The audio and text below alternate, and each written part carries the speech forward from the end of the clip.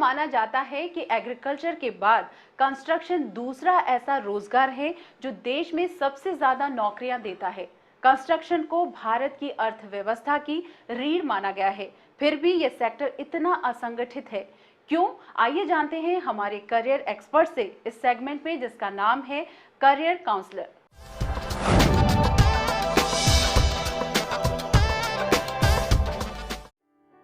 Agriculture के बाद construction industry देश की सबसे तेजी से उभरती हुई इंडस्ट्री है, जहां नौकरियों की संभावनाएं सबसे अधिक है। मेक इन इंडिया की रिपोर्ट के अनुसार 12वीं पंचवर्षीय योजना के मुताबिक इंफ्रास्ट्रक्चर सेक्टर में 1000 बिलियन डॉलर का निवेश हो सकता है। कंस्ट्रक्शन का फील्ड देश में दूसरा बड़ा रोजगार देने वाला सेक्टर है। भारत की जीडीपी 10% कंस्ट्रक्शन पर आधारित है। इस क्षेत्र में 100% एफडीआई हो सकता है। देश की टोटल 50% वर्कफोर्स और 44% के करीब इस कंस्ट्रक्शन और कंस्ट्रक्शन से रिलेटेड सेक्टर में जाती है। एग्रीकल्चर के बाद ये ऐसा अकेला सेक्टर है जिसके अंदर इतनी वर्कफोर्स काम कर रही है। कंस्ट्रक्शन इंडस्ट्री 7 to 8% के हिसाब से ग्रोथ कर रही है, और इसके ग्रोथ की सबसे ज़्यादा, अगर मैं कहूँ कि पूरी इंडस्ट्री के अंदर किसी के ग्रोथ के चांसेस सबसे ज़्यादा हैं, तो वो कंस्ट्रक्शन इंडस्ट्री में है। हमारे प्रधानमंत्री का एक विज़न है, सपना है कि 2022 में जब 75 साल देश की आज़ादी के हों और महात्मा गांधी की बरसी हो, उस टाइम तक हर आदमी को एक घर, अफोर्डेबल हाउसिंग ज़रूर मिलनी चाहिए।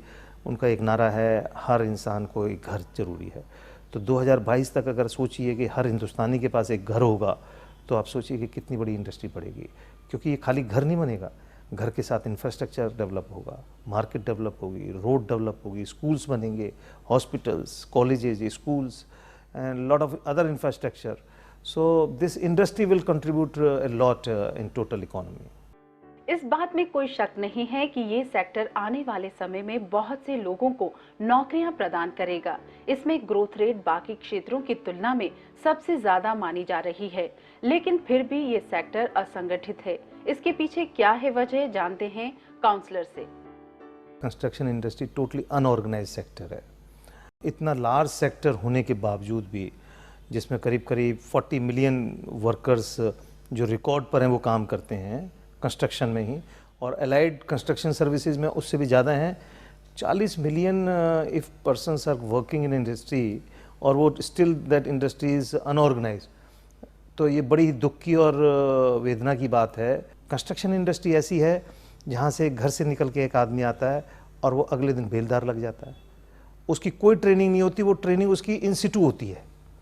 हम जब अपने कंस्ट्रक्शन साइट, इवन आप घर बनाते हैं, तो आपको दिखेगा उसमें से एक आदमी ऐसा नहीं मिलेगा जिसने कभी ट्रेनिंग पाई हो। तो पूरी इंडस्ट्री, अगर मैंने कहा 40 मिलियन की है, उसमें से 1% भी शायद ऐसे लोग होंगे जो ट्रेंड होंगे।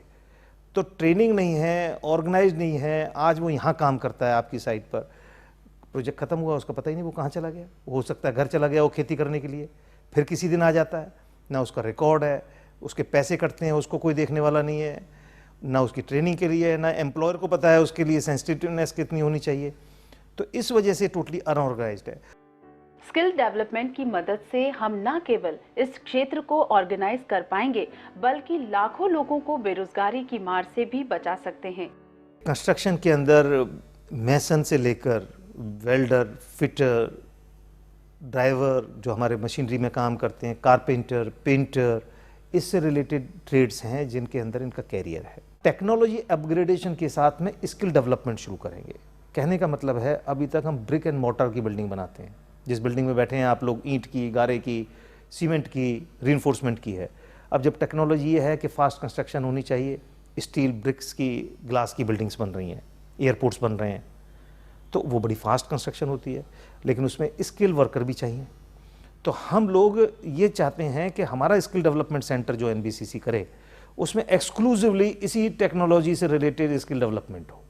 जो प्रोडक्ट तैयार होके आए वहाँ से लोगों की, वो यही काम करें। तो उससे दो फायदे होंगे, एक तो स्किल डेवलपमेंट होगी, एक टेक्नोलॉजी अपग्रेडेशन होगी। जब वर्कर अवेलेबल होगा तो टेक्नोलॉजी भी यूज होगी। कंस्ट्रक्शन इंडस्ट्री में आप भी अपना करियर कई लेवल पर बना सकते हैं। ग्राउंड लेवल जॉब से लेकर फील्ड इंजीनियर, सुपरवाइजर तक की नौकरी आपको इसमें मिल सकती है।